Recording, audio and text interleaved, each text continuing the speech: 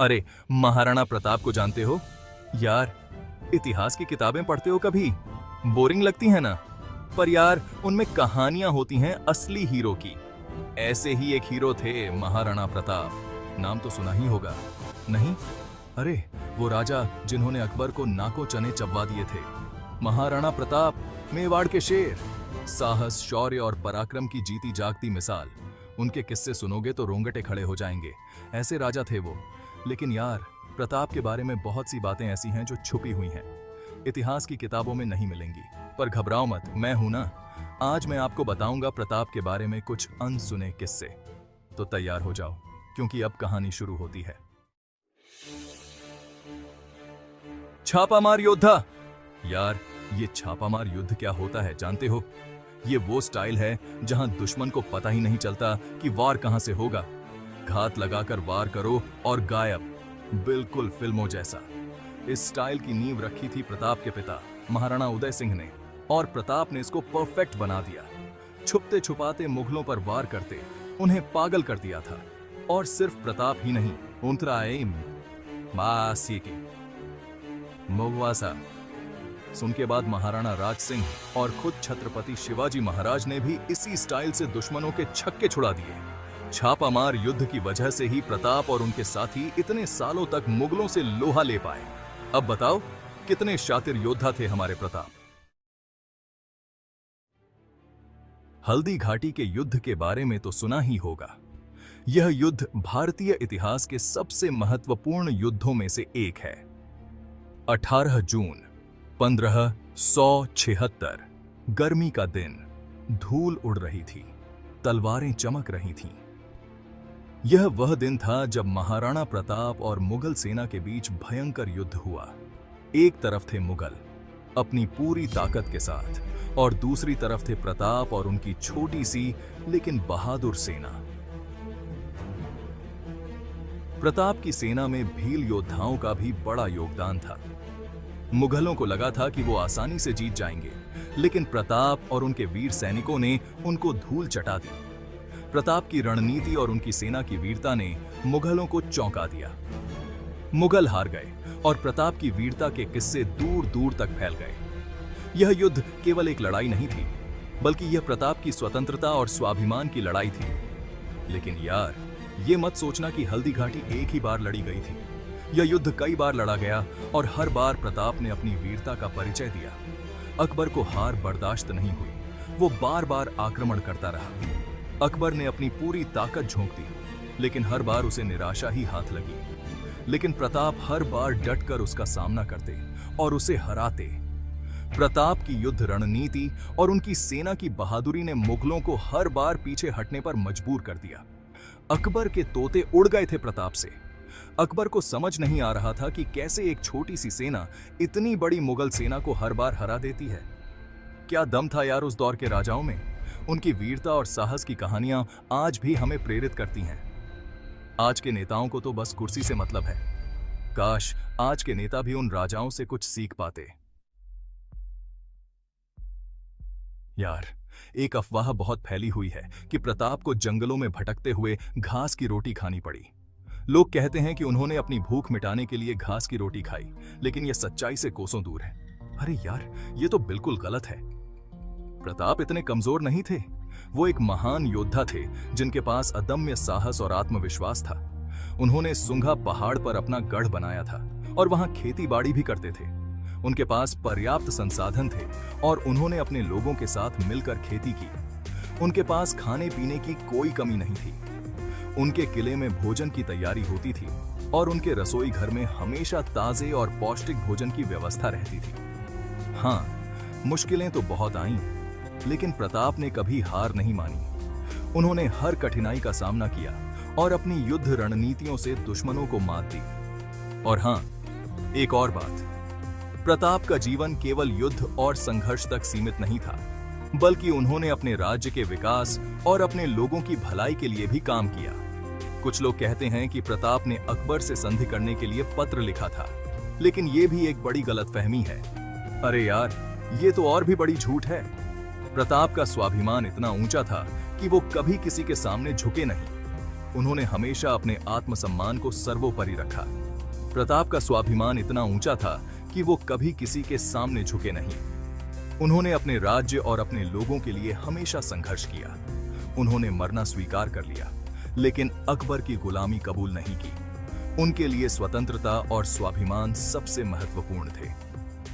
क्या बात है यार, कितने स्वाभिमानी राजा थे हमारे। उनकी वीरता और स्वाभिमान की कहानियां आज भी हमें प्रेरित करती हैं। आज तो लोग छोटी छोटी बातों पर समझौता कर लेते हैं, लेकिन महाराणा प्रताप ने कभी अपने सिद्धांतों से समझौता नहीं किया। सुना है सुंघा पहाड़ के बारे में। ये वही पहाड़ है जो इतिहास के पन्नों में अमर है, नहीं? अरे यार, ये वही जगह है जहां प्रताप ने मुगलों से बचने के लिए अपना गढ़ बनाया था। ये किला उनकी वीरता और साहस का प्रतीक है। चारों तरफ से पहाड़ियों से घिरा हुआ बिल्कुल अभेद्य किला। यहां से दुश्मन का आना नामुमकिन था। मुगलों ने बहुत कोशिश की, लेकिन सुंघा पहाड़ पर कब्जा नहीं कर पाए। उनकी हर कोशिश नाकाम रही।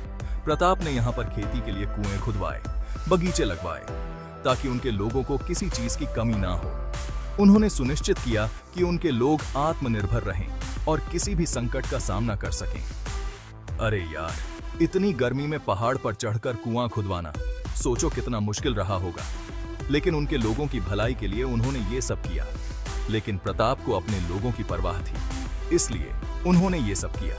वो अपने लोगों के लिए हर मुश्किल का सामना करने को तैयार थे।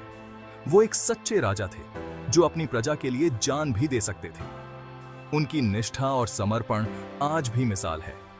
यार, काश आज भी ऐसे नेता होते जो जनता की परवाह करते। ऐसे नेता जो अपने लोगों के लिए हर संभव प्रयास करें।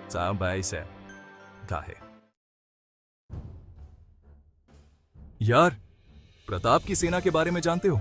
छोटी सी तो थी, लेकिन बहुत बहादुर। उनके पास 15,000 अश्वारोही थे जो बिजली की तरह वार करते थे, और 100 हाथी जो दुश्मनों को कुचल कर रख देते थे, और पैदल सैनिक तो 20,000 थे। सोचो यार, इतनी बड़ी सेना को संभालना, उनका हौसला बनाए रखना कितना मुश्किल रहा होगा। लेकिन प्रताप एक कुशल सेनापति थे। वो जानते थे कि अपनी सेना से कैसे काम लेना है। उनकी सेना में राजपूत, भील, गुर्जर सभी जाति के लोग थे जो एक साथ मिलकर लड़ते थे। प्रताप ने कभी जाति पाति का भेदभाव नहीं किया। वो सबको साथ लेकर चलते थे। यार, काश आज भी लोग जाति पाति से ऊपर उठकर एक हो जाएं। यार, चेतक का नाम तो सुना ही होगा, नहीं? अरे यार, वो घोड़ा जो बिजली से भी तेज दौड़ता था। चेतक प्रताप का सबसे प्रिय और वफादार साथी था। हल्दी घाटी के युद्ध में चेतक ने अद्भुत साहस दिखाया था। कहते हैं कि चेतक घायल होने के बाद भी प्रताप को युद्ध के मैदान से सुरक्षित बाहर ले गया था। यार, सोचो कितना वफादार घोड़ा रहा होगा। चेतक ने अपनी जान देकर प्रताप की जान बचाई थी। चेतक की वीरता के किस्से आज भी लोगों को प्रेरित करते हैं।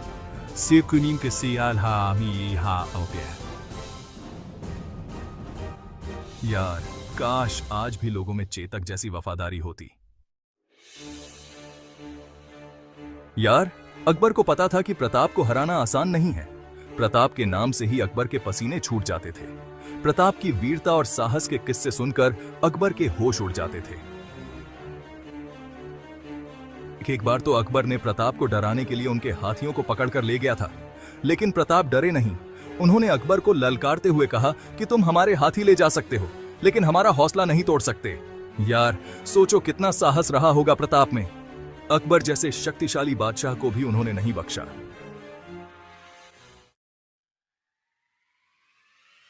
यार, महाराणा प्रताप आज भी हमारे लिए प्रेरणा का स्रोत हैं। उनकी वीरता, साहस, त्याग और स्वाभिमान की कहानियां हमें आज भी प्रेरित करती हैं। प्रताप ने हमें सिखाया कि मुश्किलों से कभी नहीं घबराना चाहिए, बल्कि उनका डटकर सामना करना चाहिए। उन्होंने हमें यह भी सिखाया कि अपने स्वाभिमान के लिए हमेशा लड़ते रहना चाहिए, चाहे कितनी भी बड़ी कुर्बानी क्यों न देनी पड़े। में कहा गया। प्रताप की विरासत हमें आज भी याद दिलाती है कि हम भारतीय हैं और हमें अपने देश और अपने गौरव के लिए हमेशा तैयार रहना चाहिए। यार, आज जरूरत है कि हम प्रताप के आदर्शों को अपने जीवन में उतारें और अपने देश को फिर से महान बनाएं। यार, ये सारी बातें मैंने आपको विजय नाहर की किताब पढ़कर बताई हैं। नाहर साहब ने बहुत रिसर्च करके प्रताप के बारे में बहुत सी अनसुनी बातें दुनिया के सामने लाई हैं। उनकी किताब पढ़ोगे तो यार मजा आ जाएगा। नाहर साहब ने बताया है कि कैसे इतिहास को तोड़ मरोड़ कर पेश किया गया है। उन्होंने प्रताप की असली कहानी बताई है जो हमें स्कूलों में नहीं पढ़ाई जाती। यार सच जानना हमारा हक है। अच्छा और नाहर साहब ने हमें वो हक दिलाया है। तो यार जाओ और नाहर साहब की किताब पढ़ो। प्रताप के बारे में और भी बहुत कुछ जानने को मिलेगा। और हाँ, अपने दोस्तों को भी बताना ताकि सबको पता चले हमारे असली हीरो के बारे में। इतिहास से लगाव है तो इस चैनल को सब्सक्राइब करो। इस वीडियो को लाइक और शेयर करना मत भूलना। शुक्रिया।